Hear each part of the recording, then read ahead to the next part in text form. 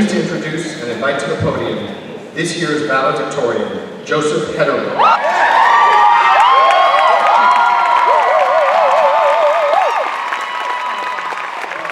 Good afternoon, ladies and gentlemen, friends and family, teachers, staff, but most of all, the graduates of the class of 2015. We finally made it, but as my fellow classmates know, getting here has been no easy feat.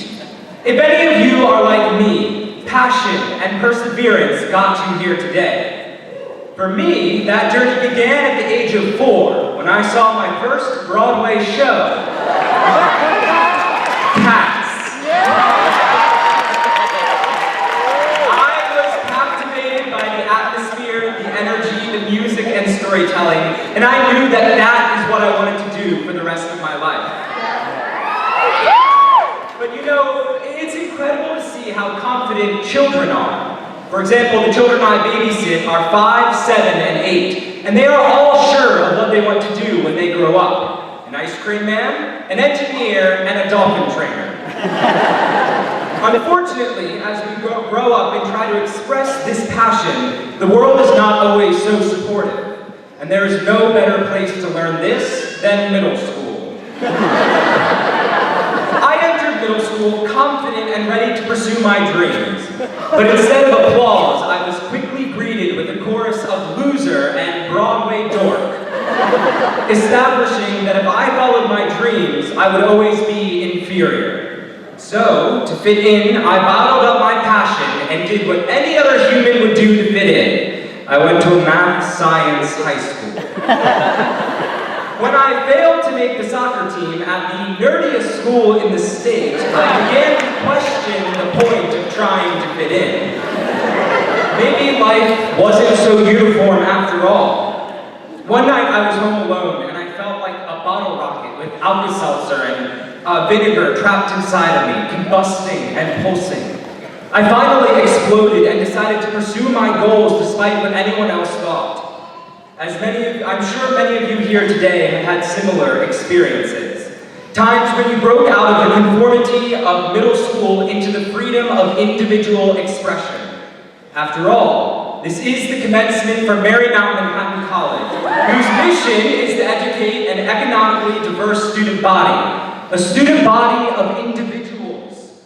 And this school, though not perfect, has provided an incredible incubator for students to broaden their horizons. And we went through that, and now we stand on the precipice of the rest of our lives. But who am I to analyze the experiences of a group of very different, diverse, and talented students?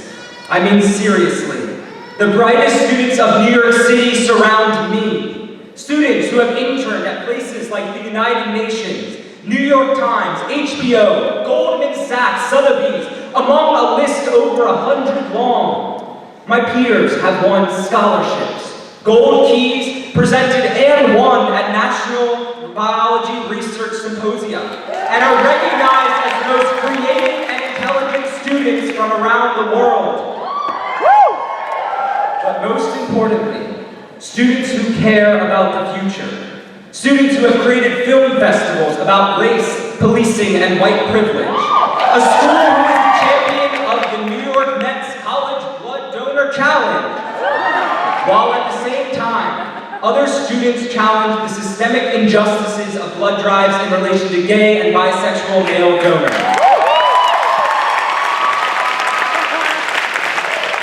As a mere observer, I just want to note, of these achievements, I want to note 3 things that I think are correlated with that success. The first thing I notice is that Marymount Manhattan students all have a driving force behind them. They're teachers and mentors. Thank you. I am fortunate to have here today my first teacher and mentor who inspired me with endless support. Her name is Tracy Friswell Jacobs, here with her husband Scott. When I decided to pursue my dreams of acting, I could see what I wanted to be, but I had no way or idea of how to do it. Tracy took me under her wing, educating, mentoring me, and shaping me me into the individual I am today, like all of the professors here behind me. She believed in me. Judy Lee Viver and Christy Dana write about the importance of mentorship in traditional ancient Asian theater forms, where a student's progress is marked by intense observation and imitation. We got here today by the help of others. And in that regard, there's two things to take away. Randy Gerner writes, natural-born mentors are motivated by the wish, to some degree, to repay the inescapable debt every artist and student carries to teachers. As graduates, I think it's important to realize that we have come a very long way and need to give thanks to our mentors thus far. But we also need to realize that we now have something to give back, knowledge that we must help to pass on and inspire others. Second, in the same vein, I have noticed success at this school is linked to those surrounded with people who love and support them. I am fortunate to have here tonight my parents, Nancy and Mark, brother and sister, my fiancée Madison, along with other friends and family who have helped and inspired me and helped me to remember the most important things in life.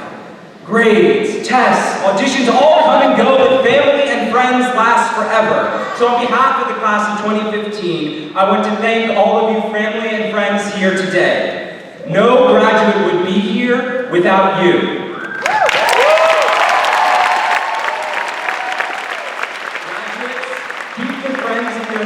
Especially those who meet at Marymount. Their love and support will keep you inspired. Finally, the last thing I observed is the importance of just showing up. And Marymount students know how to show up. Woody Allen said it's 90% of life, only to quickly clarify and say, I think it's 99% of life. We have had the luxury of going to school in New York City and have the knowledge and power now to apply what we learned. Life is happening all around us. Half the battle is to trust your voice and just show up. So, never give up, never underestimate yourself, never stop learning and change the lives of those around you. For those of you who have come out today to support the class of 2015, thank you. To the class of 2015, good luck and happy graduation.